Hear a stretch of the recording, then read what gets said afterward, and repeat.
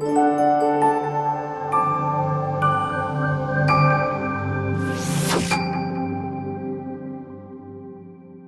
everybody, welcome to Get Excited, It's the News, Episode 2, Back in the Habit. To be honest, I really wanted to do a Speed 2 cruise control joke, but I just didn't feel like people would get it, and you know what? That's on all of us. But look, it's Sunday, you're busy, I've got, like chores and a cat to play with, so let's get into the news, starting with the deep dive. This week, Senators Ossoff, Padilla, and Warnock were all sworn in as our 3 new U.S. senators, giving control of the Senate to the Democrats. That's right. With 48 seats compared to the Republicans' 50, Democrats now control the Senate. So let's talk about how this works. There are 100 seats in the Senate, 2 from each state.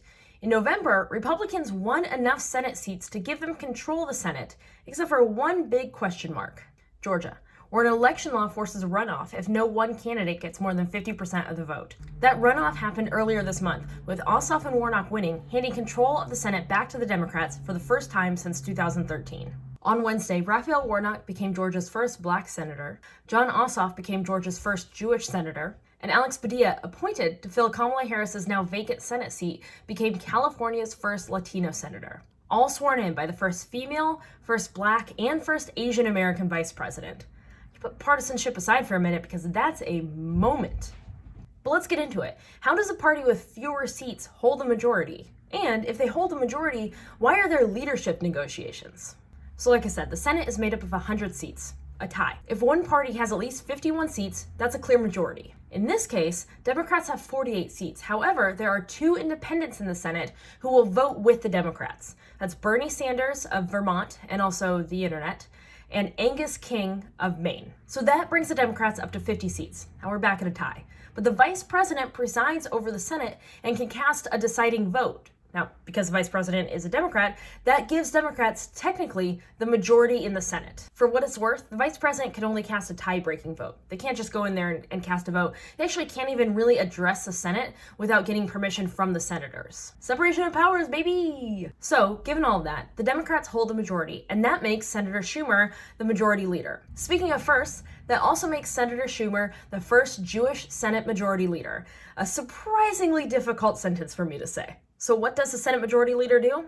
I'm glad you asked. The majority and minority leaders speak for their party, but the majority leader also kind of speaks for the Senate since they have the majority in the Senate. In the majority leader's role, probably the most visible thing they do is decide which bills will be voted on based on whether or not they put them in the calendar. They also work on program development, as well as policy formation and decisions. So since it's basically a tie, what's happening right now is that Senator Schumer and Senator McConnell, who until about 5 minutes ago was majority leader, need to work out a power sharing agreement. The last time this happened was in 2001, and that does seem to be the agreement that both senators are looking at for guidance. In that deal, Republicans, who held the majority thanks to Vice President Cheney, held all committee chairs, giving them the power to set the agenda and control most committee staff. However, the parties had equal representation on all committees, and if a vote on legislation ended in a tie, it still went to the Senate for a full vote. Seems fair enough, but Senator McConnell isn't ready to move forward yet out of fear that the Democrats will kill the filibuster, which many in the party have signaled that they're ready to do. So the filibuster. The filibuster requires 60 seats to ditch the debate and advance major legislation through the Senate. Its purpose is to keep the minority party from being completely erased. Fun fact, the word filibuster is a Dutch word for pirate. Hey, Schumer. Arg. You gonna get rid of the filibuster? The show is free. Obviously, if you're the minority party, you're gonna want to keep the filibuster around. And it's worth noting that the filibuster, which isn't even in the Constitution, has become the source of major gridlock in Congress. Ever feel like Congress is able to get less and less done every year? Thank the filibuster. Because here's a chart of the number of filibusters throughout history. So, it's easy to see why the topic of filibusters is such a contentious one. The 2 parties obviously want to see their agendas pushed forward, but we're kind of at a stalemate right now because nobody wants to back down from a fight, and Senator McConnell is not willing to move forward on power sharing negotiations until he knows the future of the filibuster. So what does this mean? Well, until there's an agreement, Senator Schumer is a majority leader, but no one can be assigned to the committees. Instead, everyone will stay in the committees they're already in, meaning the ratios don't change, and Republicans are typically controlling the committees. So now we're on Senate Power Sharing Watch 2021. Look at that graphic. I am a news show. Look, let's just say what we're all thinking. It's not as fun as April the Giraffe Watch 2017. But I guess it's just as important. So there we go. Now, next time someone says, I can't believe they did whatever to the filibuster, you can be like, did you know that that's a Dutch word for pirate? And hopefully maybe some other information I gave you. Okay, filibuster, check. Try and find a segue between deep dive and headlines. I'm just kidding, there's nothing there. I don't have a segue. Let's get into headlines.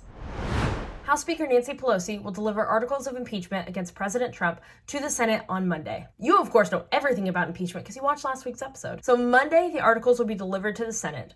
On Tuesday, our senators will be sworn in, and President Trump will be issued a summons. The trial is expected to start the week of February 8th. Now, this will give both sides time to prepare, but it'll also give President Biden a little bit of time to get some work done with the Senate, because once that trial starts, all work in the Senate has to stop with the exception of the trial. Tom Brokaw is retiring.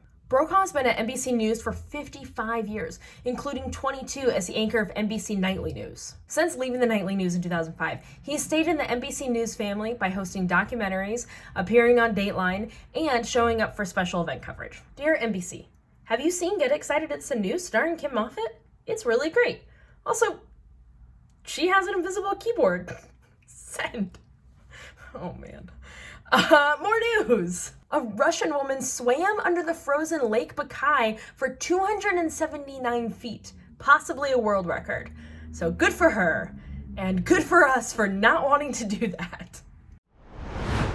Wednesday, January 27th, is International Holocaust Remembrance Day. Important every year, but especially right now, just a few weeks after we saw that many of those who attacked the Capitol on January 6th were waving Nazi flags and tattooed with white supremacist and anti-Semitic tattoos. There's a lot of great organizations that could probably really use your help, which I'll link to at kimmoffitt.com/getexcited. Just click on today's show and you'll see them all listed right there. If you can't donate, or even if you can, go to ushmm.org/antisemitism. That's the United States History of the Holocaust Memorial Museum. Educate yourself on the ugly history of anti-Semitism, what it looks like today, and what you can do to stand up against it. And finally, because the news exists, here's a little something to pick you up.